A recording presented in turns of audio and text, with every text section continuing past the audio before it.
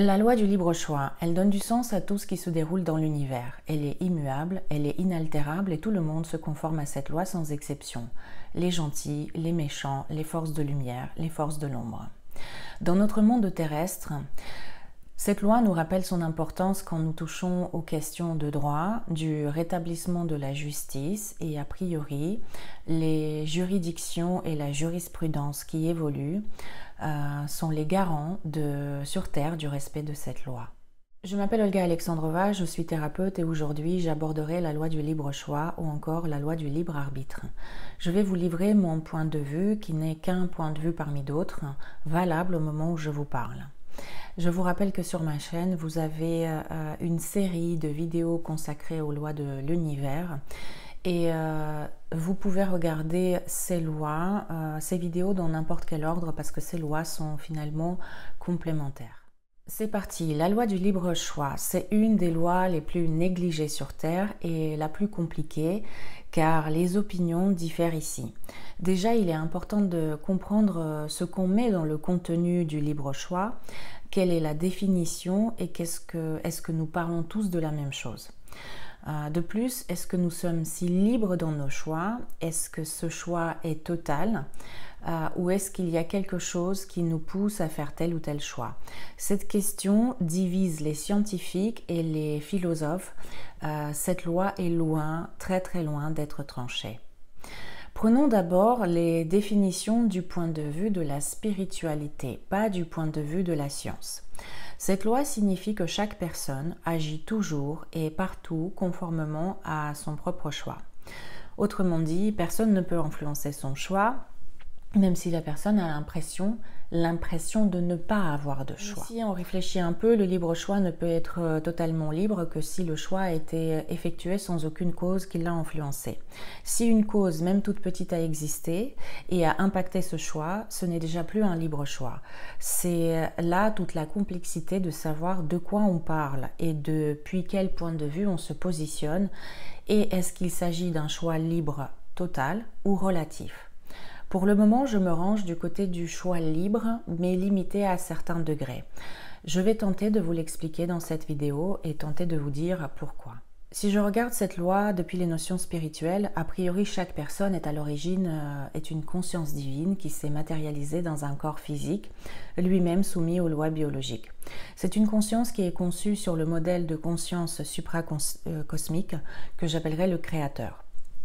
Et donc dans ce corps physique, cette conscience a à sa disposition toute l'énergie divine, la même que dont dispose le Créateur. A priori, les mêmes propriétés et capacités lui ont été données. Cette conscience dont je parle, c'est vous. Vous faites des choix à chaque seconde, quelle que soit la situation où vous vous trouvez, et le choix que vous faites ne dépend que de vous.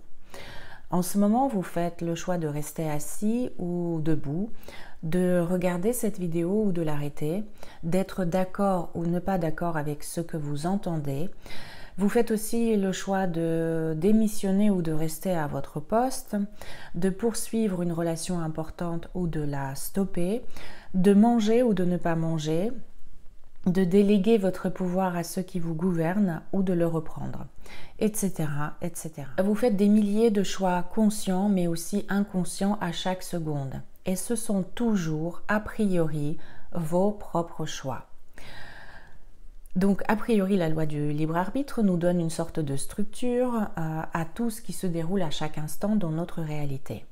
Et entre autres, selon cette loi, vous faites le choix de donner votre consentement, conscient ou inconscient, à ce qui se passe dans votre réalité. Mais si nous donnons notre consentement inconscient à quelqu'un ou à quelque chose, comment pouvons-nous réaliser un choix totalement libre sans être influencé? Puisque nous n'avons pas idée que nous avons fait ce choix de manière inconsciente. C'est caché à notre conscience, donc il est impératif de parler de cette idée de consentement inconscient, parce que la loi du libre arbitre ne peut pas être étudiée en dehors du fonctionnement de l'inconscient. Vous pensez certainement que vous n'avez pas donné votre consentement aux personnes qui vous ont agressé ou offensé dans votre vie. Pour ceux d'entre vous qui ont subi ou vécu des situations de violence physique ou verbale, vous me direz que vous n'avez jamais donné votre consentement à être violenté ou agressé. Vous n'avez rien demandé. Oui et non. C'est tout le paradoxe de ce sujet très complexe. Soyez attentifs au maximum à partir de maintenant. Du point de vue inconscient et du point de vue du fonctionnement de votre psychisme, si vous adhérez à l'idée, consciemment ou inconsciemment, que quelqu'un, quelque chose peut vous faire subir quelque chose de négatif, que quelqu'un a le pouvoir de vous faire du mal, que quelqu'un a la possibilité d'agir sur vous ou vous imposer sa volonté, cela signifie sur un autre plan que vous avez donné votre consentement à cela. Je vous invite à venir réécouter ce passage autant de fois que nécessaire. Je vais vous tenter de le démontrer par un exemple. Si quelqu'un vous insulte, vous ferez probablement le choix de vous sentir humilié et dévalorisé. Si quelqu'un vous dit qu'il vous aime, vous ferez très certainement le choix de vous sentir valorisé et aimé. Pourtant, vous pourriez faire le choix de ne pas vous sentir humilié, même si quelqu'un à l'extérieur prononce des mots ou fait quelque chose avec quoi vous n'êtes pas d'accord. Vous pouvez décider de ne pas faire entrer ce sentiment de dévalorisation et autoriser la personne en face de vous de ne pas vous apprécier. Les autres ne sont pas obligés de vous apprécier. De la même manière, lorsque quelqu'un vous fait une déclaration d'amour et vous dit qu'il vous aime, il existe des situations où vous faites le choix de vous sentir mal à l'aise parce que vous ne partagez pas ce sentiment envers la personne et cette personne qui vous fait cette déclaration d'amour. Où est-ce que je veux en venir? À partir du moment où notre psychisme fonctionne à deux niveaux, conscient et inconscient, nous faisons tous des choix inconscients. Ils sont rythmés par les conditionnements de notre passé, par des réflexes, par les injonctions de nos parents qu'ils ont eux-mêmes reçues de leurs parents, par les réflexes automatiques. Et je dirais que la spiritualité étudiée à part, c'est génial, mais moi je suis enfermée dans un corps physique qui fonctionne avec ses lois, et même si j'ai très envie de devenir supraconsciente, il y a des tas de choses qui m'échappent parce qu'elles atterrissent dans mon esprit inconscient. Alors suis-je vraiment si libre que ça? Mon inconscient me démontre que non. Mais je peux travailler pour élargir ma conscience et dans ce cas, mes choix vont devenir de plus en plus libres. Ils vont devenir libres dans le sens où ils seront faits en conscience et en connaissance de tous les éléments qui exercent une pression sur moi pour faire un choix. Dans le réservoir de votre inconscient, il y a des tonnes de réglages et de paramètres sur votre fonctionnement. Parmi ces paramètres figurent des réglages qui concernent la manière dont les autres peuvent se comporter avec vous. Ces paramètres concernent les autorisations que vous donnez aux autres personnes sur la manière dont ils peuvent vous considérer. Par exemple, vous donnez des feux verts aux autres de vous maltraiter. Vraiment? C'est osé comme affirmation. Eh bien oui, allez dire ça à une femme qui vient vous voir en thérapie en expliquant qu'elle est en couple avec un pervers narcissique qui l'a détruit. Allez lui expliquer que quelque chose dans son comportement, dans ses actions, a fait qu'elle a donné son autorisation à l'autre de se comporter avec elle de manière très désagréable. C'est compliqué parce qu'en plus, la notion de responsabilité est encore confondue avec la culpabilité. Et pourtant, quand cette femme met de la conscience sur ce qu'elle faisait comme choix dans son couple pour alimenter de tels comportements destructeurs, la réponse est souvent la même.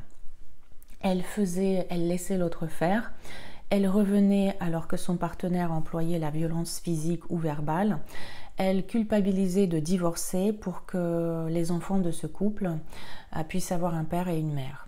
Mais cette femme ne voulait pas donner son consentement à de tels agissements. Revenons aux réglages. Imaginez que parmi les réglages de votre inconscient, il y a un interrupteur avec 2 boutons.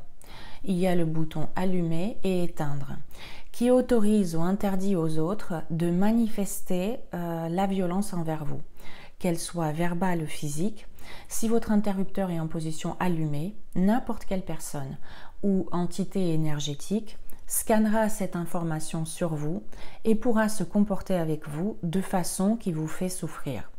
Elle le scannera sur le plan inconscient. Par contre, si l'interrupteur est éteint, automatiquement, on ne vous touche pas. Comment éteindre cet interrupteur? Pour de vrai.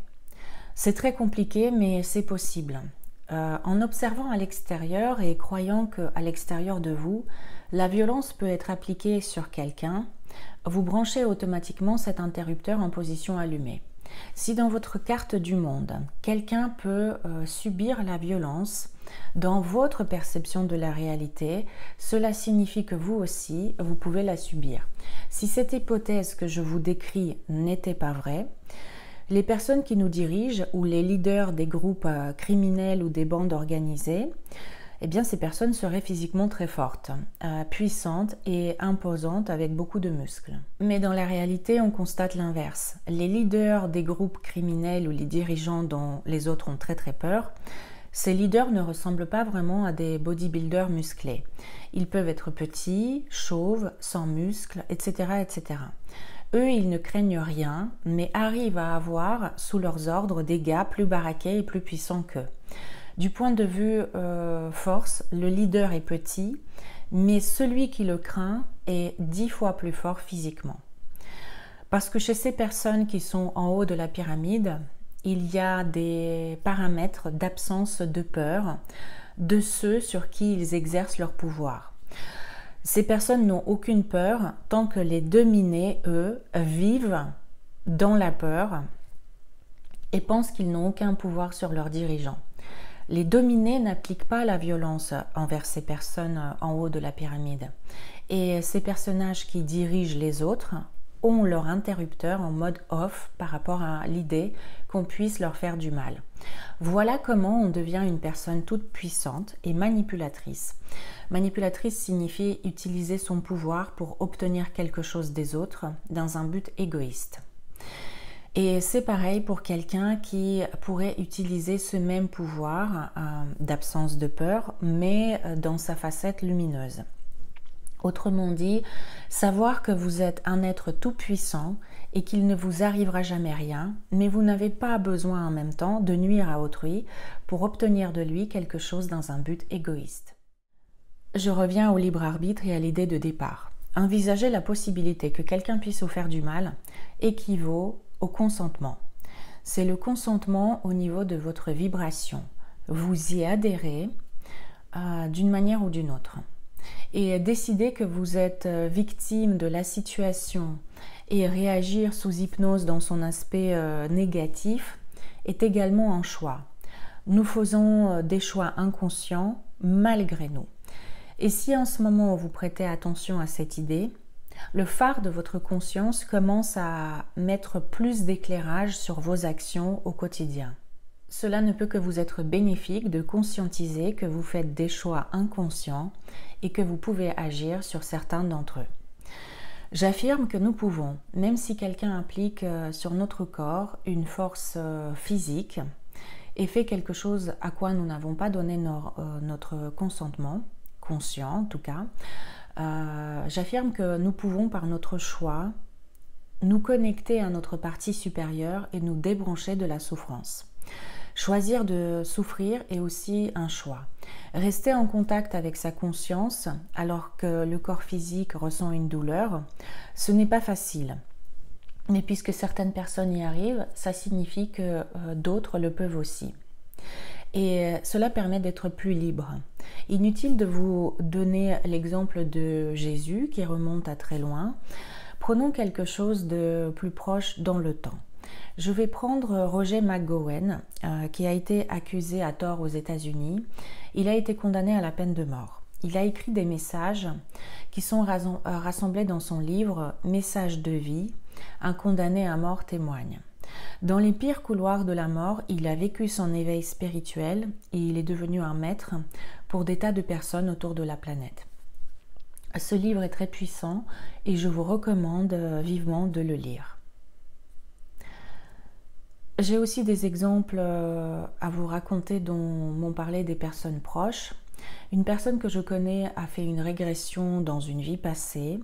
Elle est remontée dans la vie où elle a subi une opération sur sa jambe. Sa jambe allait être amputée sans aucune anesthésie. Et pendant que le corps physique subissait la douleur, avec sa conscience, sa foi et sa volonté, cette personne a fait une sorte de sortie de corps le temps de l'opération pour ne pas ressentir de douleur. Sa foi a fait que c'était possible, elle le voulait et elle s'est débranchée du corps par la force de sa volonté. J'ai également un exemple de ma mère qui, lors de mon accouchement sous l'ERSS, sans aucune péridurale, a été placée dans un couloir froid. Et je ne vous raconte pas les conditions d'accouchement qui étaient loin d'être très belles à l'époque. Ma mère a essayé spontanément les techniques d'auto-hypnose pour se déconnecter de la douleur physique. Et à l'époque, l'auto-hypnose n'était pas connue, pas vraiment à la mode. Et ma mère gérait la douleur et c'était aussi un choix alimenté par sa foi intérieure. Et en plus, de manière générale, ce que je veux dire par là, c'est que si vous vivez une expérience en décidant de vous connecter à la lumière en vous, un peu comme une bougie que personne ne pourra jamais éteindre, même si vous avez un pistolet sur la tempe, si vous décidez de garder contact avec l'idée que rien ni personne ne peut vous faire du mal, parce que vous êtes un être éternel, vous pourrez interpréter n'importe quelle situation comme étant une expérience ni bonne ni mauvaise, comme une expérience d'interaction entre différentes formes d'énergie et d'information. Sur ma chaîne, vous avez une méditation d'expansion de conscience qui vous aidera à mieux comprendre ce qu'est une expérience d'interaction entre différents types d'énergie. Je reviens aux paramètres de votre inconscient. Ces paramètres, il faut les modifier si vous désirez vivre le reste de cette incarnation de manière agréable. Ça signifie revoir et réaligner les curseurs intérieurs pour les stabiliser. Reprendre le contrôle sur ce qui se passe à l'intérieur de soi, sur le plan mental et émotionnel. Parce que le monde matériel n'est pas effrayant. Ce qui est effrayant, c'est de ne pas connaître ses lois. Et la majeure partie de l'humanité vit dans l'ignorance de ces lois. Dans cette configuration, ceux qui les connaissent peuvent facilement manipuler ceux qui ne les connaissent pas. Ces personnes qui connaissent quel pouvoir de créateur est placé en nous fabriquent des illusions pour pas qu'on les découvre. Ils détournent la loi du libre arbitre, du libre choix, en recherchant notre consentement inconscient. Je parlais au début de la vidéo de ces personnes qui sont des leaders ou des dirigeants. Ils connaissent ce fonctionnement et savent comment détourner la loi du libre choix et obtenir votre consentement. Mais il y a aussi des bonnes nouvelles, la population se réveille. Et la majorité de mes abonnés sont réveillés à des degrés différents. Si vous ne laissez pas les informations anxiogènes, les peurs et les doutes baisser vos vibrations, alors vous travaillez pour la lumière. Vous êtes une sorte d'antenne chez vous à vibrer fort et d'autres petites antennes indépendantes qui vibrent haut se synchronisent avec vous sur la même vibration. Si parmi vous, certains connaissent cette expérience avec plusieurs métronomes qui sont lancés de manière désynchronisée avec des fréquences différentes, et ces métronomes, au bout d'un certain temps, se synchronisent entre eux et commencent à bouger tous dans le même rythme. Cette expérience n'est possible que si le support sur lequel sont posés ces métronomes est en mouvement. Eh bien, ces métronomes, ce sont les habitants de la Terre. Et le support qui permet cette synchronisation, c'est notre planète. Certains savent ce qui va se produire si on se synchronise entre nous, si nous rentrons en résonance. Et certaines personnes tentent de l'empêcher. Mais c'est trop tard. Et si vous regardez cette vidéo, là, maintenant, tout de suite, demandez aux forces supérieures de monter votre vibration. Vous n'avez même pas besoin de sortir dans la rue avec des pancartes « je suis contre ceci » ou « je suis pour cela ». Vous pouvez de chez vous devenir un poste radio qui vibre et qui émet une fréquence qui traverse le temps et l'espace. et de le consolider par des actes. Dire non en allant par vos actions vers ce à quoi vous dites oui. Si vous êtes contre quelque chose, lâchez-le et dirigez-vous vers ce que vous désirez. N'alimentez pas l'ancienne matrice qui se nourrit de vos émotions négatives. Trouvez un algorithme à vous qui vous sort des états émotionnels négatifs et travaillez sur votre hygiène émotionnelle. Dépolluez le contenu de vos pensées régulièrement par des outils, il y en a plein aujourd'hui qui sont gratuits. Maintenant, je voudrais aborder la loi du libre choix sous un angle un peu différent. Nous avons déjà vu que la connexion pleinement à sa conscience pour faire des choix libres est conditionnée par le fonctionnement de notre psychisme, dont l'inconscient fait partie. Mais ce n'est pas tout. Notre biologie et nos neurones ont aussi un impact considérable sur nous. Parler de la loi du libre choix sans aborder le fonctionnement de sa biologie est impossible. Le psychisme et la biologie fonctionnent de manière indissociable. Et vos choix, de ce fait, ne sont pas tout à fait libres. Ils deviennent de plus en plus libres si votre niveau de conscience augmente. Et pour augmenter cette capacité à faire des choix plus libres, il faut avant tout faire un travail sur votre psychisme et le contenu de votre esprit en termes de croyances, comme je l'ai dit tout à l'heure.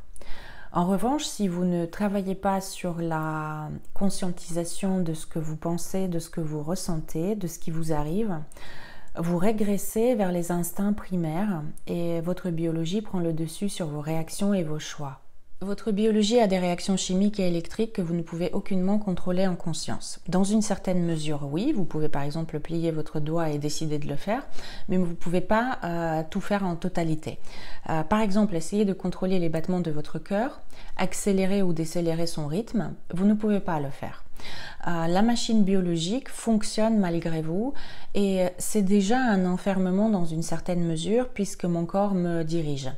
Ou encore, essayez de ne pas respirer en conscience et bloquer votre respiration.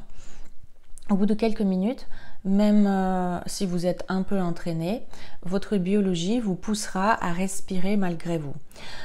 C'est-à-dire que le programme de survie se mettra en route et il est très puissant. Autre exemple, si un rayon de soleil éclaire vos yeux d'un coup, vos yeux vont se fermer. Si vous êtes face à un prédateur affamé, il y a des chances que votre cœur se mette à battre très très vite et que vos muscles se raidissent malgré vous. Si vous avez très soif et que je vous mets une carafe d'eau devant vous, il est fort probable que votre biologie vous poussera à boire de l'eau à un moment donné.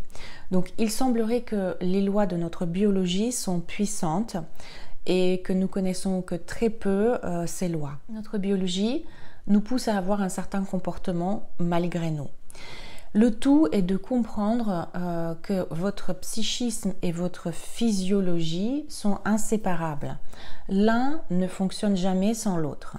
Et travailler avec son néocortex, c'est génial, mais nous avons en nous le cerveau reptilien et limbique qui ont aussi un impact sur nos choix et sur nos comportements. Donc nous sommes assez prévisibles dans nos comportements par rapport au fonctionnement neurologique et biologique. Daniel Kahneman, prix Nobel de l'économie, a écrit dans son livre Les deux systèmes, les deux vitesses de la pensée. Il a décrit deux systèmes qui régissent notre pensée. Le système numéro 1 est assez rapide et émotionnel. Il est plutôt automatique et fonctionne sans contrôle. Alors que le système de pensée numéro 2 est beaucoup plus lent, mais beaucoup plus réfléchi, conscient et logique. Voyons ensemble si vous pouvez répondre à cette petite devinette. La maman de Marie a 4 filles, elle se prénomme hiver, printemps, été. Comment s'appelle la 4e fille? Si votre système numéro 1 s'est immiscé dans le processus, vous me répondrez que la 4e fille s'appelle automne. Et pourtant, je vous ai dit la maman de Marie. Donc la 4e fille s'appelle Marie. Donc la question qui n'est toujours pas tranchée, sommes-nous vraiment libres dans nos choix? Est-ce que vivant dans la matière, nous ne sommes pas conditionnés fortement? Et qu'est-ce qui influence nos choix et nos comportements? Dans cette partie, je voudrais vous donner la réponse à mon affirmation de départ. Pourquoi nos choix ne sont pas si libres? Ce qui influence nos comportements et nos choix, ce sont, comme vous l'avez compris, notre biologie, mais aussi nos désirs, nos préférences, nos croyances, nos convictions, nos principes, nos valeurs et nos émotions. Tout cela influence vos pensées et vos comportements. Prenons d'abord les désirs. A priori, vous ne pouvez pas toujours les contrôler, mais ils vont avoir un impact considérable sur votre comportement. Par exemple, si vous aimez manger de la viande, vous ne pouvez pas vous convaincre en quelques secondes que vous devenez un amateur de brocoli. Vous ne pouvez pas supprimer votre amour de la viande aussi vite. Et si nous pouvions contrôler aussi facilement nos désirs, ce serait génial. Dans cette optique, ceux qui rêvent de perdre du poids arrêteraient d'un coup de manger les aliments qui ne leur font pas du bien.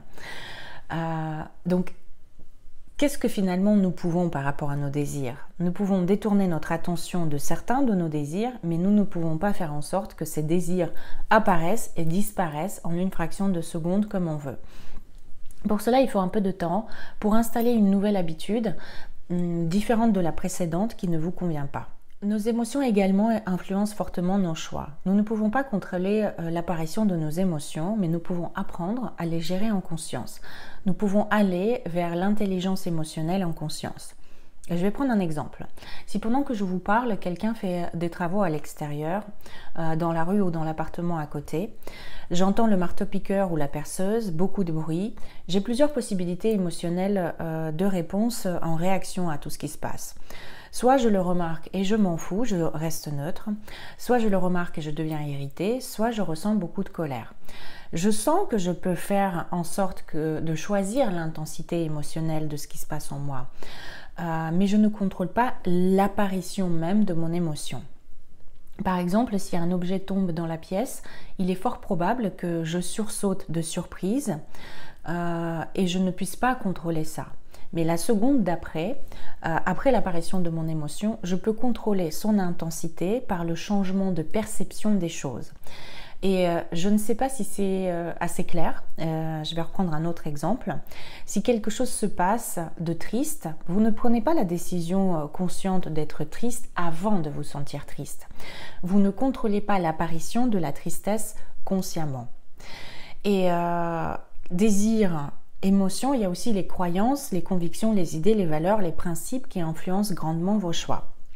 Avec une certaine pratique, vous pouvez modifier vos croyances, mais vous ne pouvez pas en quelques secondes adhérer à l'idée qu'il y a des millions d'années, les extraterrestres reptiliens sont venus sur la planète Terre, ils ont fait des expériences sur le génome du singe pour créer la race humaine et que vous, en tant qu'être humain, vous êtes la suite de ces expériences extraterrestres. Pourtant, cette opinion existe et même elle est très répandue auprès d'un certain public. Vous pourriez accueillir cette idée, cette pensée comme existence, mais vous n'y croirez pas intérieurement tout de suite. Ce ne sera pas une vérité pour vous. Et les croyances sont assez difficiles à modifier et à contrôler. Mais quand nous parvenons à les modifier, ça a un impact le plus puissant sur la modification de vos désirs et de vos émotions et de votre comportement et de vos choix. Une croyance modifiée sur le plan de l'être va aussi affecter dans une certaine mesure votre biologie. Si par exemple avant je me disais « je suis nulle », ma biologie répondait par serrer la gorge, augmenter les battements de mon cœur, serrer certains muscles. Aujourd'hui, la phrase « je suis nulle » est une coquille vidée de son sens. La croyance est tombée, même si je prononce cette phrase, l'impact n'est pas le même. Si avant la croyance me poussait à ressentir la honte et me comportait à vouloir disparaître sous terre, ma vie était bien grise et mes choix étaient affectés par cette honte.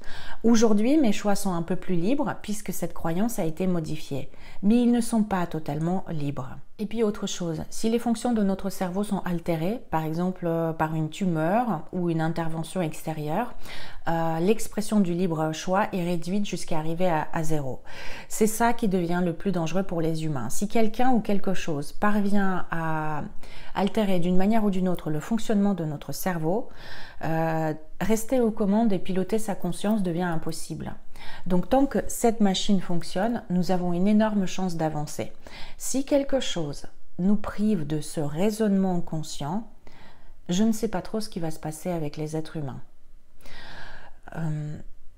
Je vais m'arrêter là, les amis. Il y aurait beaucoup à dire au sujet de cette loi du libre choix. Et je ne suis pas sûre que je pourrai répondre à toutes vos questions parce que je ne détiens pas toutes les réponses. Moi aussi, j'ai encore beaucoup de questions à ce sujet. Je vous ai livré ma vision et je dirais que mon message principal est le suivant. Apprendre à élargir sa conscience, c'est observer et remarquer ce qui se passe au niveau de vos croyances, émotions, sentiments, valeurs à chaque instant et diriger leur cours vers la direction que vous désirez. Là où votre libre choix sera plus libre et non plus limité. Rappelez-vous, le plan matériel est conditionné. Le plan énergétique et éthéré, où vivent vos corps subtils entre autres, et votre conscience, ne sont pas conditionnés. Là-bas, nous sommes totalement libres. Si vous comprenez que vos pensées, vos décisions et comportements découlent d'une multitude de situations et pensées précédentes, vous comprendrez mieux pourquoi vous agissez de telle ou telle manière. Et surtout, n'oubliez pas qu'en empêchant les autres de se manifester comme ils le souhaitent dans leur libre choix, vous déformez leur trajectoire de vie. Et pour ce type d'intrusion, certaines conséquences peuvent suivre. N'oubliez pas que la loi du libre choix implique également la responsabilité des décisions qui ont été prises. La loi du libre choix est indissociable de la loi du karma, tout comme de la responsabilité pour vos choix et vos actions qui en découlent. Je vous remercie d'avoir regardé cette vidéo jusqu'à la fin. Je vous dis à très bientôt pour des nouvelles vidéos.